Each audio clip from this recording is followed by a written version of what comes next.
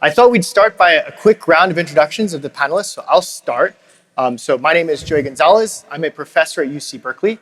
I'm also a co-founder at RunLLM and involved in a bunch of other startups in the AI system space.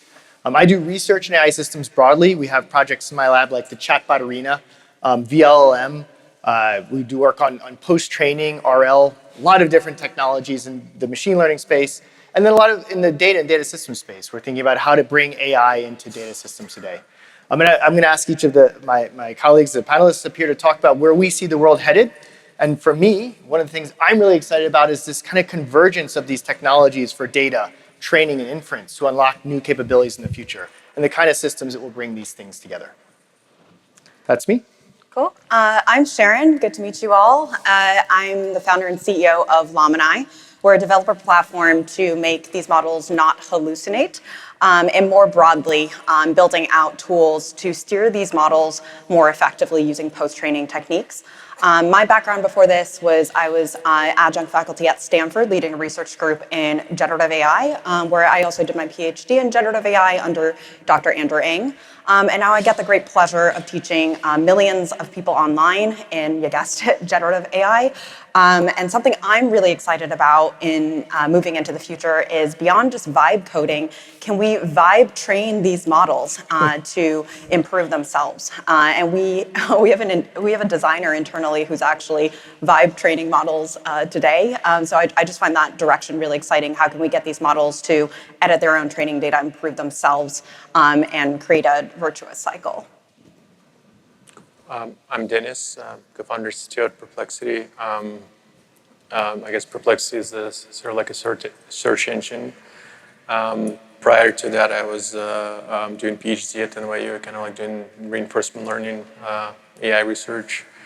And prior to that, I also worked at the search company. And so kind of like my passion about search and LLMs connected together in Perplexity. Right. Hi, I'm Michele Catasta, company president of Replit. We are a software creation platform for literally everyone. We empower non-technical people to create software and deploy it in production. In our previous life, I was training both small language models at Stanford, large language models at Google. I always focus on code problems with AI. And what I find exciting about LLM systems, especially in the last 12 months, is the fact that a few years ago, we thought about LLMs as kind of this black box with input text, output text. And right now, I think we are starting to differentiate them by different level of skills and competencies. So every provider out there is specializing their models towards like a specific use case. There are companies that are helping you to fine-tune models, also say data use cases. So we're starting to see different ways in which we're going to be building LLM systems based on what LLMs are actually capable of doing. So on one end, we have this force pushing us towards AGI, like making AI as generic as possible. But I think in the present, what I find exciting is that we're starting to see a variety of systems because these LLMs are getting better at very specific niches today. And one of them, of course, is coding agents, which is what I've been doing for a living in the last few years. Awesome. So we'll start with RAGs, and they'll hopefully get to riches. Let's start with just RAG. So at my company, RunLLM, we're building a support engineer, and a key part of that technology is being aware of the data, the code, and so on behind our customers' applications. So I want to ask my panelists here, many of which have expertise in this space, what is the state of the art in RAG? Where is it headed? And maybe as we think about that, how does this story of long context change the way we interact with data? Maybe Denis, you can start. Sure, I can go. I mean, I think it's, I think like long context is super useful. I think it's still, you need a retrieval engine and kind of like stitch things together. I think like a very good example of where it's heading is probably things like deep research. You guys probably have seen it. There's like many different companies doing this right now. The thing there is just like, people would love to sort of like retrieve not just like a couple of documents, but thousands of documents and of different types. And so it's kind of like the same thing, right? Before maybe you had like a context size of 10,000 tokens and you had like 5 documents to deal with. So now you have 1 million tokens, but you have like also tens of thousands of documents that you want to sort of like analyze over. So I think the use cases just become much more complicated, and improvements needs to be made both on the LLM side, sort of like how do you scale attention over like long horizon, long context of tokens, but also I think like what retrieval techniques are needed to still kind of like not stupidly put everything into LLM and to figure out what to do, because it's very easy to do, but attention is not cheap, right? So there's like much more efficient ways of extracting information. I think it's not just more efficient, but also more effective. I think a lot about hallucinations and kind of what causes the model to make up a fact, and very frequently it comes from ineffective retrieval system, imperfect retrieval system, which is always going to be imperfect, so to speak. And so just giving the model the wrong context, or giving it something that's slightly off, or giving it something that's even extraneous and not totally wrong, can focus it to produce the wrong output tokens, like essentially condition it to go off in a different space that you didn't expect it to do. And I'm sure a lot of us have experienced that. I mean, when you're using a tool and you add arbitrary files for the model to either retrieve from or add it to the context, it's more likely to make something up from it. So being better in that selection process or search process is a really, really important step. But I would also kind of share that I think a lot of people think of it as like, oh, this is another like big important AI step. I think search information retrieval is pretty separate as a technology from AI, like the actual brain of the model. And thinking of them as separate technologies is important in how they come together. Information retrieval has been around for much longer than AI. It's many more decades old, and it's been around for a long time. And so I think Google has been like the search engine for a long time in its ability to retrieve, and that's a very important technology to like wed with the actual model itself. But they're going to influence each other, especially as new checkpoints, new versions of the models come out as well. I can close with a positive outlook. I do think that RAG is a necessary evil today, and I'm glad that we are mastering this technique, because it's the only way to scale LLM systems today. Of course, I agree that attention systems don't scale as much as we would like. At the same time, what I've been seeing is that we're finally making better use of context tokens. And I see like models becoming more and more proficient at doing that on larger windows. Definitely not the size that vendors give us.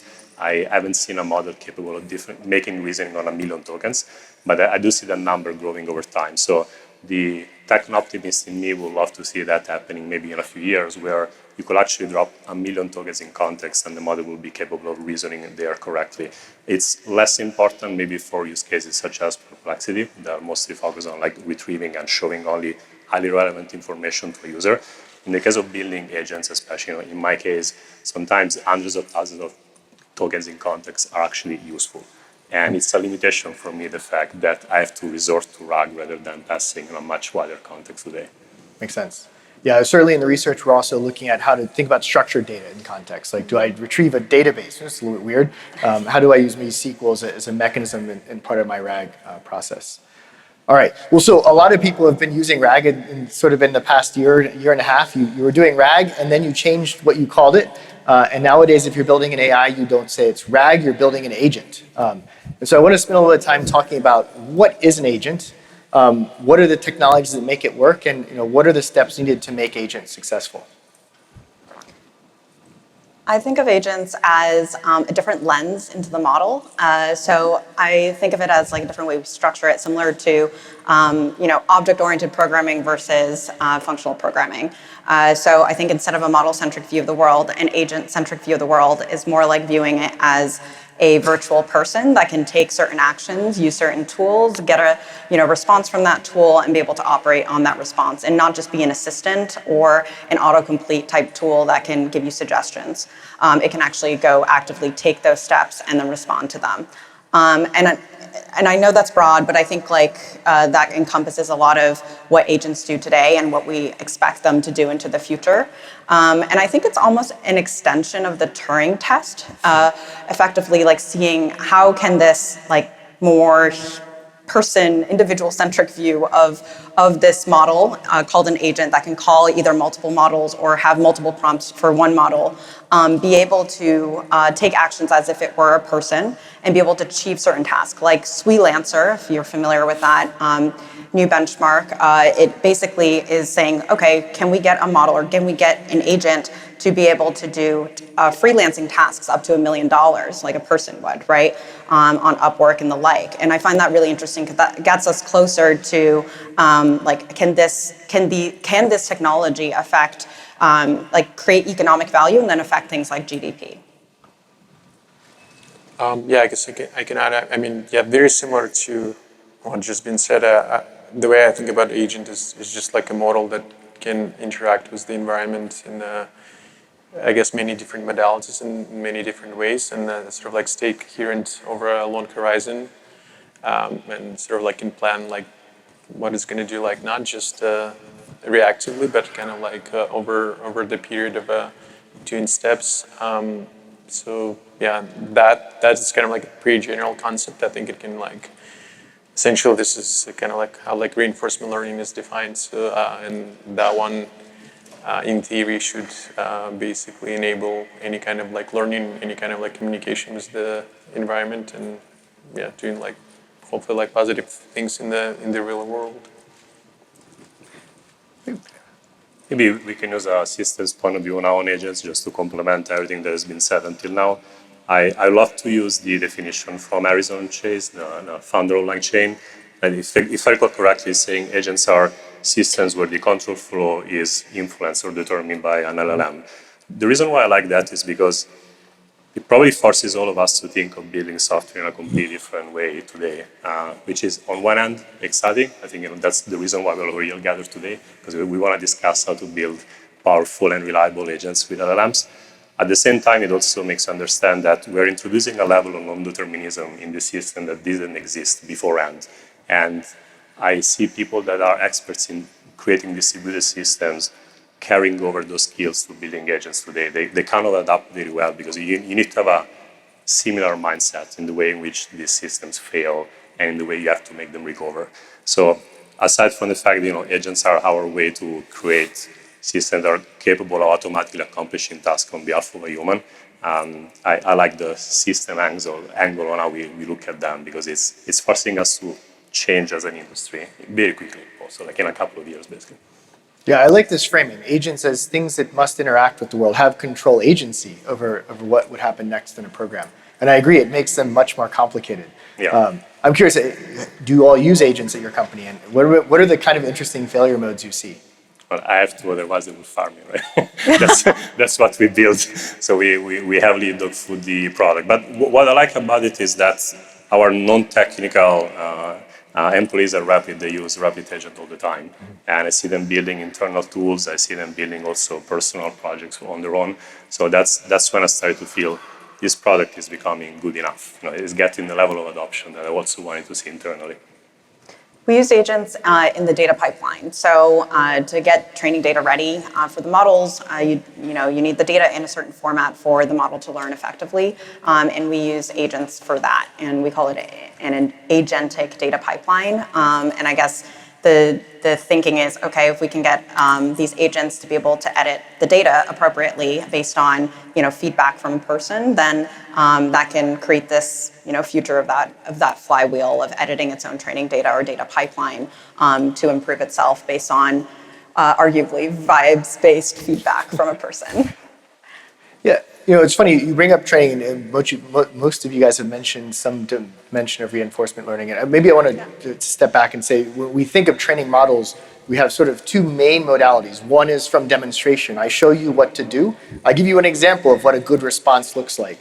And the other is to say, good job, bad job, to reward or punish the model and hope that it would discover what is a good answer. The second being reinforcement learning. Historically, the field of reinforcement learning has struggled to produce things that actually work. I think in the past 3 years, we've seen reinforcement learning emerging as a powerful tool in this space. When you look at the technologies you're building, and hopefully you're doing some of these internally, how much do you mix these two technologies, demonstration, supervised fine-tuning, and reinforcement learning from feedback?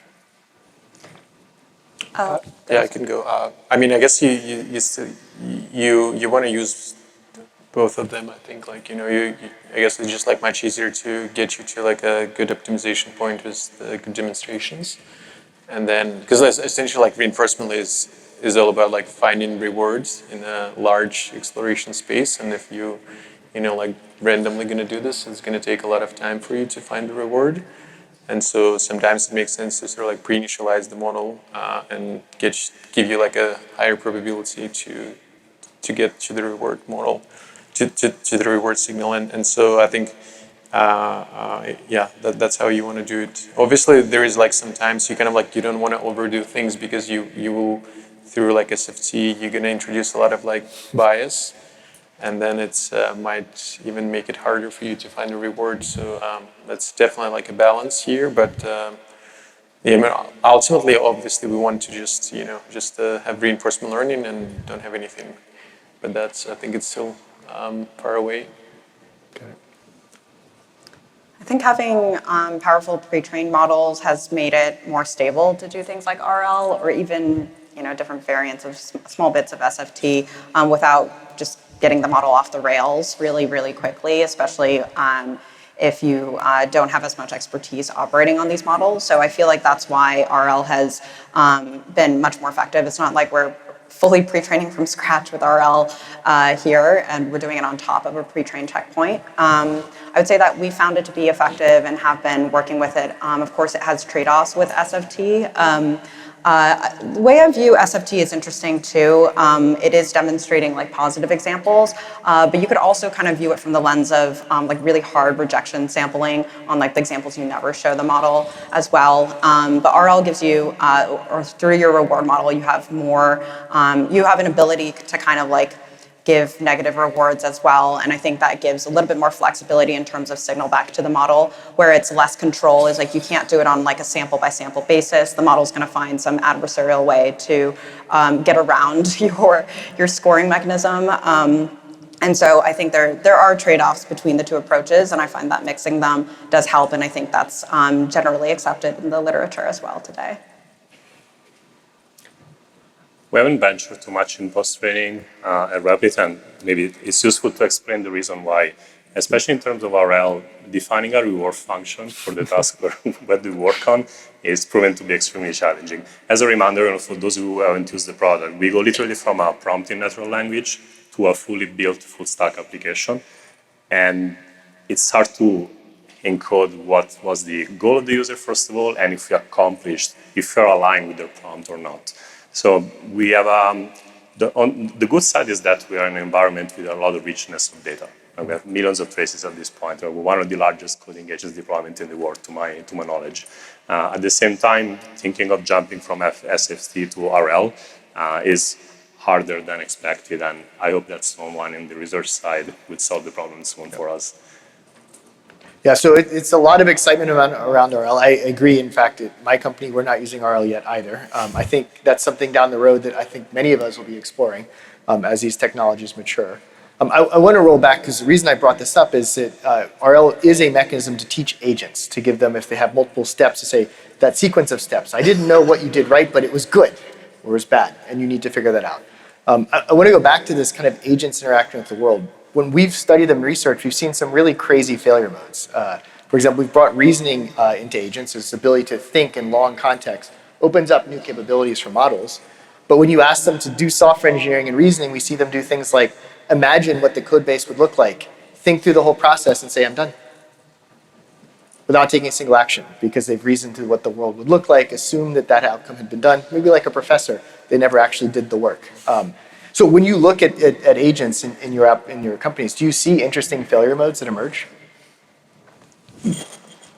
I guess it all comes down into like how easy or how hard it is to define a reward function, right? So like some of the problems maybe even like, AlphaGo, right? So it's very easy to define reward function, or even like more recently when why for example, like reasoning models, like work so well for like coding or like math, because there's just like, ways of formally prove things, but it's, for the example that you said, it's just, okay, so I want to like write some code base and then launch a product and see if it's going to be successful or not.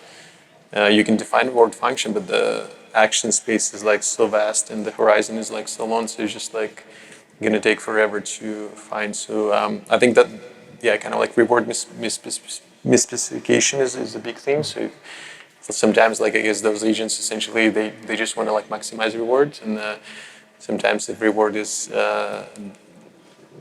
not exactly what you want it to do, then it was just gonna learn like behaviors that it should not learn, and then you can only realize this later. How have things gone bad? That's what I'm like. Are there interesting stories about the agents you've built? They search forever. This was back in when I was at Facebook doing actually pre-transformers. We did like this chatbots that are trying to negotiate between each other through reinforcement learning, and essentially I was just training it for like a little bit like too long, and they kind of like the language diverged and they start like talking into human and unreadable language, but the reward was like going up, so they're like doing better job, but like humans couldn't understand what they're doing.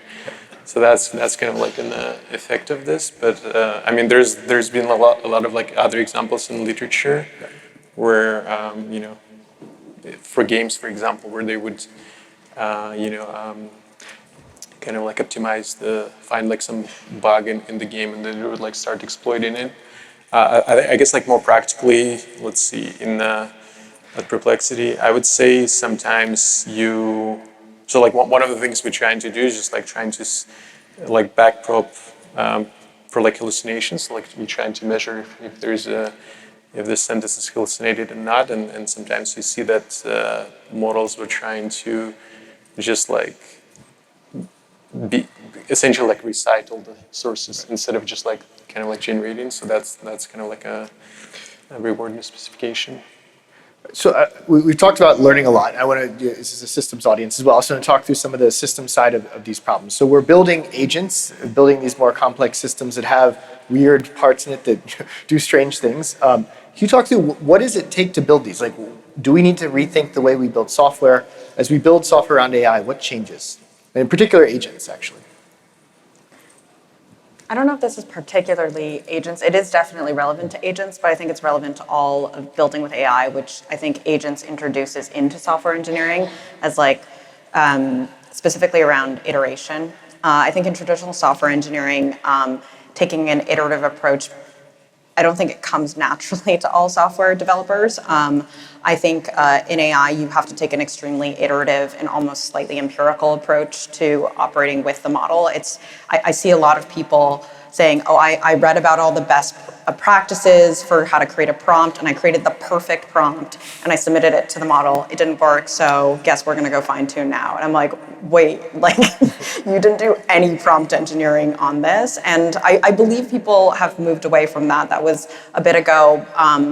But I think that just comes to show like how iterative you should be operating on that prompt or on your RAG pipeline or on your fine-tuning data set. And it's not like a one shot and done, let me throw all my my data at scale to this problem.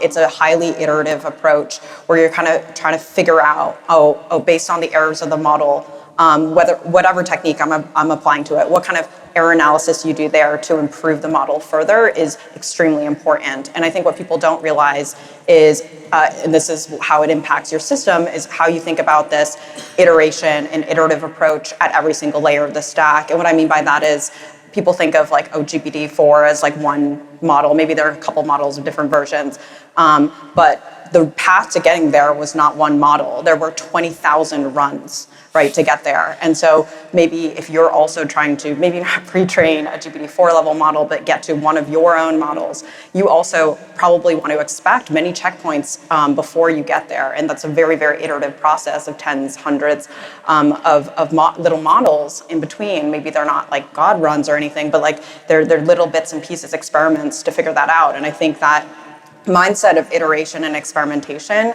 is one that I find novel for software developers and software engineering more broadly, but one that I find actually oddly very closely aligned with like product design. Like I think designers think about things like prototyping and iterating really quickly. But that is a very different approach, and that affects the entire system and how you're building it all out. It also kind of affects like how you think about errors and errors propagating and where you want to focus and how narrowly you want to scope a task for an agent or a model to tackle, and how you scale that out. That helps. There are mainly two pillars that I follow. One is evaluations, the other one is observability. Having spent a lot of years in academia, I think the value of evaluations has been like very clear to me over the years, and I think we all share that feeling. The past year I've become an observability maximalist, and the reason is I think the approach, especially to observe agents, has to be way more radical than how we build distributed systems in the last decades. The reason is it's not enough to show aggregates. I think many people are probably using Datadog or something similar to that. The key difference with an agent is the fact that you have brand new code flowing into your code base while you're running an LLM code. And that brings a level of non-determinism that is crazy to imagine. So the way in which you have to observe the system is not only by checking the aggregate metrics, but is also doing a deep dive every single time the agent fails and literally seeing what has been the LLM output, which tools have we called, why did it underperform, why did it misbehave in a certain way. And that requires a level of patience that I don't think an average engineer has been used to that, unless they're really passionate about AI. So it really changed the approach in which we observe those systems. Makes sense. One thing that we've noticed in research with like projects like MemGPT and Gorilla is this interaction with tools and data around the context seems to be very central. In fact, we're starting to think of it as not data management systems, but context management systems, ensuring that the right data, echoing the RAG narrative here, ensuring that the right context, the right data is exposed to the model at any point in time to get the best results. And that seems to be a new kind of system or a new niche of the system space that needs to be kind of thought through.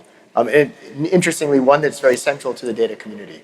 And so how do we manage data as it's exposed to a model, and the models manipulating that data seems to be a big opportunity for innovation. I think new tools will be born because of this. I think this field of LLM ops is really nascent, and we're going to see a lot more advances in the next years.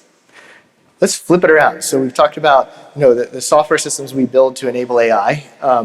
What about how will AI change the way we build software? What are the most interesting ways in which advances in AI are changing the software development process? I can kickstart this one and then I'll pass it over. I think AI and coding together are changing mainly like two different things. On one hand, of course, I'm sure I'm preaching to the choir, is making developers much more efficient. It's probably not worth to go too much in depth there. Each one of you has been using Cursor, GitHub Copilot, or like Replit, any of the other tools that are out there. On the other hand, though, I think the way in which we are writing software is changing because of how widespread is AI adoption. And this is basically everything that we've been saying like in the last half an hour or so. The complexity of building the system has been increasing by orders of magnitude because we are injecting a lot of additional non-determinism into them, and at the same time also because we need new layers in the software stack that beforehand didn't exist. Or maybe they didn't exist exactly in the same way. Like you were mentioning MemGPT. We probably had database management system for several decades, but it's such a niche one built to do just context management. And we're figuring out today how they have to be designed. And people building products are also driving those requirements. So I think, we're going to be seeing like the next decade, data systems will shape around the product needs of things that we're building as we speak. Yeah, I mean, I guess, it's pretty obvious. Then maybe we're going to be writing code in like very differently, like in a very short time. But I think it's still, I guess where people are going to be effective is just, creating like ideas, like, and sort of like verifying if the code is actually working.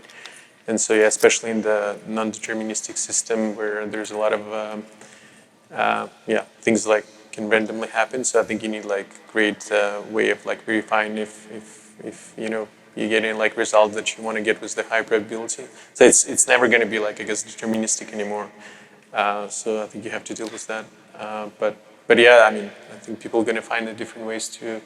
I'm fairly confident that a lot of code is going to be written by AI, but I don't think it's going to diminish what people will be able to do with that. Like, so.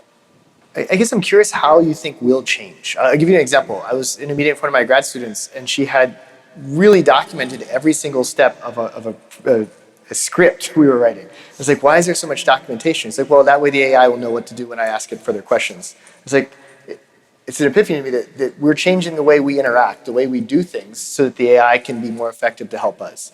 And I'm kind of curious, like, as you think of software and as it evolves, how will we change? I think your students is at one side of the equation. The other extreme is probably vibe coding, where you don't even think about the code that is actually being generated. You just test the end application. Right. I don't know if there will be a lot of intermediate states in there. Probably it's only for the very specialized, high-level software engineers. I think that category will last for much longer than a lot of pundits love to talk about on X. These jobs will be there for a while longer, for sure. I'm also interested in kind of who it enables and how it allows, something I've seen internally, at least on my team, is this cross-team collaboration that I hadn't seen previously, even between different software groups. Like we have an infrastructure team, we have an ML, like more architecture-focused team, and we have an ML, like data-focused team. And maybe they don't all in a product team, and they kind of don't always speak the same language. And traditionally, I think we would have had to kind of go to the drawing board and try to figure out like, oh, exactly what do you mean in a meeting? But I think now, because everyone can kind of prototype in everyone else's work, it becomes really interesting because that communication becomes easier to have between them. But yeah, it's really interesting to think through like how we create, how we write code or write documentation for models moving forward, and also like how we make content in general. Right now, a lot of that is geared towards people, but I think we're going to be creating content for models moving forward as well. And I think people already kind of do that in really weird, funny ways where they like hack their descriptions of them, right? Like what Gemini or Perplexity says is this just description of them because they posted something about themselves that might not be true. So we're already hacking that a little bit, but I think there's going to be more of that into the future. One thing I've noticed at RunLLM that was kind of cool is that people are more honest. When they talk to our support engineers, they ask questions like, I don't really understand what the database does. Can you explain that before I have a technical question, but I'm missing a high-level detail that you wouldn't maybe ask another engineer, but you're like, oh, it's an AI, no one's looking at it, so I'll ask whatever really is bothering me. So I think people are being more honest when they interact with these technologies. The other thing that we saw is kind of cool is that people, when they're asking for support, they won't go, I've got this problem. They'll go, here's my goal, here's my script, here's my arguments, help me figure this out. Which again, if you were on a support call, you wouldn't expect the other engineer on the other end to do your job for you. And so I think we're changing the way we interact with the technologies that represent other companies. I think the other side that's kind of neat is that because we're looking at people's code, you don't have it to document everything, and we can still help. And so maybe there's a transition away from focusing on the documentation, like my student, but to more focusing on the high-level structure of the code and letting AI try to interpret what it means and try to communicate that with other people. So to me, it's fascinating to see what's evolving in this space and what you guys are experiencing. Most extreme case is asking for help and then saying, please, I have a family and all this stuff to implore the AI to fix it for them. AI bribery. Yes. Coming, yep. Yeah. All right. Maybe one last question in this space before we move on. What makes AI better for software? When I'm building software, how do I make my software AI native so that AI can help other engineers use my software? Wait, so you're asking if... Is it documentation? Like when we're designing software, how do we build the next generation of our products or APIs so that people using AI will be more effective of what we're building? Well, I guess if it's written in by AI, it's going to be easier for the other LLM to understand it because it's going to be in distribution. So that's. So maybe one thing we've been asking in research, like how would I test that? Like could I assess whether or not my API that I'm designing will be useful for AIs in the future? If I'm building tools, if I'm using MCP, how do I make sure what I'm building is something that's, again, AI compatible? If the future engineers will be, AIs with people. Right, maybe I guess like focus on the things that are, I guess it's going to be hard for LLM to master. One of the things that we've seen, like calculations, right? So just attention is, it's probably never going to be like very good at doing that. And so, and there is like no reason to do this because it's just like much less efficient way of doing things.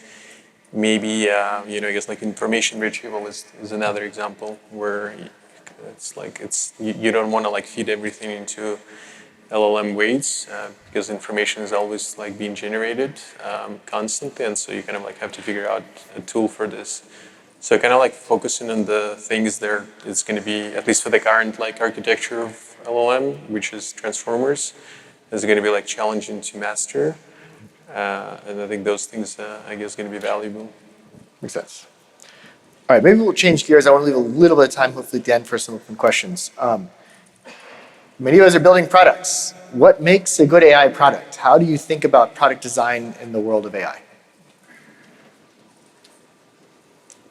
think it's the same thing, right? It has to be user experience. It's like easier to understand what are you doing, like how, because LLMs. I feel like we're like in this like very early stage of this, right? Even though it's been like I guess over 2 years now. I think it's the same problem as it used to be before. Like, how can you build a better product? Because like LLM is eventually is going to be like a tool, and it's going to be just like same as like programming language or whatever. So it's nothing special about. I mean, it's very powerful technology, but like most of the people probably not even going to care about it, what it is, as long as it does the job. One thing we've seen early on is this building of trust. If I'm building a technology around AI, how do I build trust with my users? They know they're interacting with AI.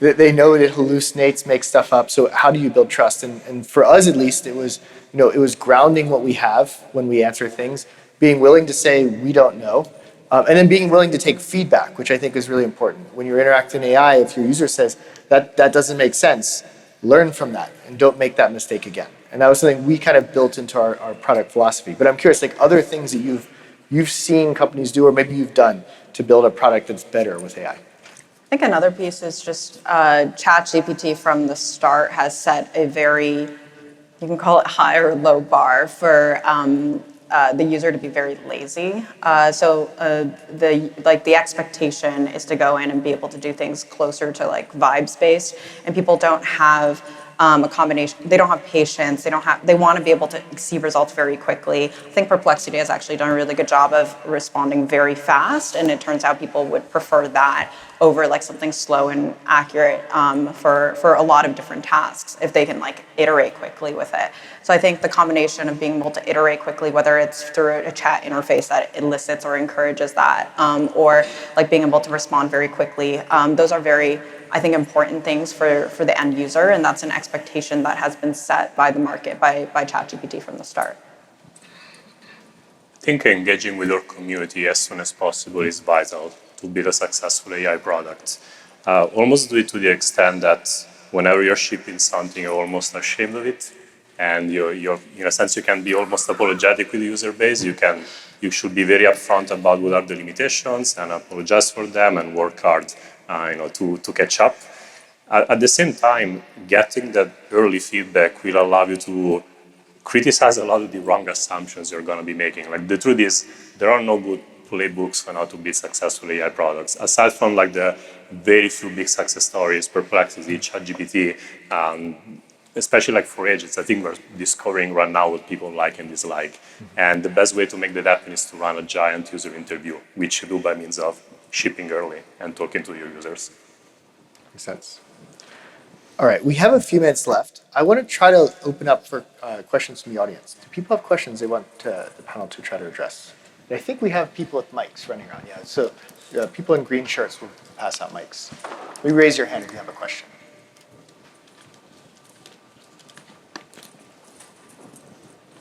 Question in the back. Give you guys 5 more seconds before I ask another. You got a question? There's a question there. All right. Okay. Oh, hi, in the corner. Thank you so much for this talk. I was wondering if you have any advice. A number of you are educators or you know, done a lot of done a lot of schooling.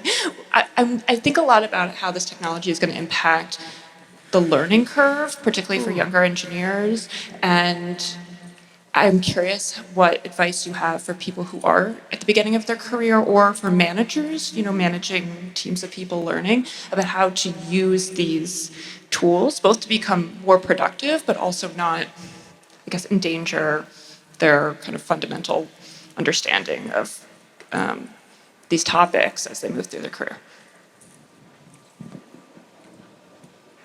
I guess I can start. So at UC Berkeley, this is a big debate among all the faculty. Should we allow AI or not? Should we force students to use it or not? In the classes I teach the giant data science and computer science classes. We currently don't allow it, and I think that's a mistake. I think it's important that students learn this technology, they learn to use it, and they learn to see its limitations and how those are evolving. What I'm encouraging, what we're hoping to do in the near future at UC Berkeley is to push students to use these in a more critical mindset in their class. I give you a problem, give me 5 solutions. Then you as a student reason through which one is better, which one is worse. When you see a bug, how would you teach a model to fix the bug? That means can you communicate what's going on? Can you use the model in that process? And so my hope, at least at Berkeley, is that this becomes a mechanism for more effective learning, but also to better understand what these technologies can do and what they can't. Yeah, I totally agree. I don't think it endangers learning, it speedruns the learning process. And the reason is, especially with coding, you are in front of much more complexity in a much shorter window of time. And before you were bogged down understanding the syntax of a language and the primitives, and it took you months or years to be in front of a complex system. Right now you can spin that off in a day with an agent. So if you want to have success with that, and if you want to solve the bugs you're facing, you're forced to learn as fast as you can. I think about it as like the next or the new calculator. So I think it's going to be a de facto tool that people will have access to. I think unlike the calculator, it is a bit harder to create questions or like exams that require them, maybe could leverage the model, but the model can't fully achieve on its own. So I think that's made it difficult for probably academic institutions to adopt them. But I do think I think it's the next tool that we have to kind of leverage. And I think it actually encourages those who are very curious and self-motivated to learn much, much more than before. And to learn in areas that they're actually interested in, since they are general purpose. Forecasting is always fraught. But if you were to put yourself into the future, what's the thing that you're most optimistic about and what keeps you up at night? Good question. You guys go. I guess I didn't. So what should I, if I go back, what should I do in the future? In the future, what are you most optimistic about? I see. And then what keeps you up at night? I see. Yeah, I think I think I'm very optimistic where AI is going to take us. I think whatever. I guess all these people saying maybe we're going to have a better medicine. Maybe I guess we're going to solve global warming and stuff like that. I think that's for sure. I subscribe to that. I think it has to be possible. I think maybe the problem is I guess maybe how universal. If this is going to be right, that I'm not sure about. I feel probably going to increase disproportion between countries, particularly maybe within the country as well.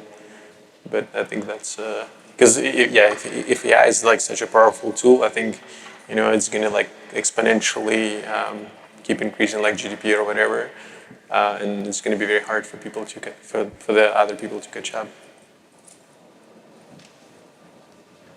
I think the pace of change keeps me up at night, both as a professional, because it forces me to work around the clock, which is a good problem to have. But at the same time, also, if you think of this at a macro scale, expecting basically mankind to adapt so quickly to this rate of change is probably something that is not going to happen organically and on its own. So not for me to solve this problem, as you can imagine, but it's something I think of all the time. I think I'm long-term very optimistic about how this technology will help us as humanity. I think what keeps me up at night is I'm not sure what it'll look like towards that optimistic future, kind of like the path towards that, since I know that, again, it will probably affect people disproportionately, but then at the same time, it improves accessibility. So I find that it helps in this like really high tension way on both sides. On the one hand, these few companies, this handful of companies, they're getting all the data and they're getting all the compute resources. Oh, just kidding. Open source models are showing up from another country even and are showing that they can have incredible reasoning capabilities, democratizing access to this technology. And so it just feels like it changes and there's this tension on both ends that makes me actually optimistic because I think that tension is healthy, whereas it's not toppling one way or the other, and that's going to continue improving the technology. Yeah. All right. So it is the end of the session. We're at the end of the hour. These were a great perspective of the future, a great note to end on. I will try to stay around at the end if people have any remaining questions, but thank you all. Thank our panel. Yep.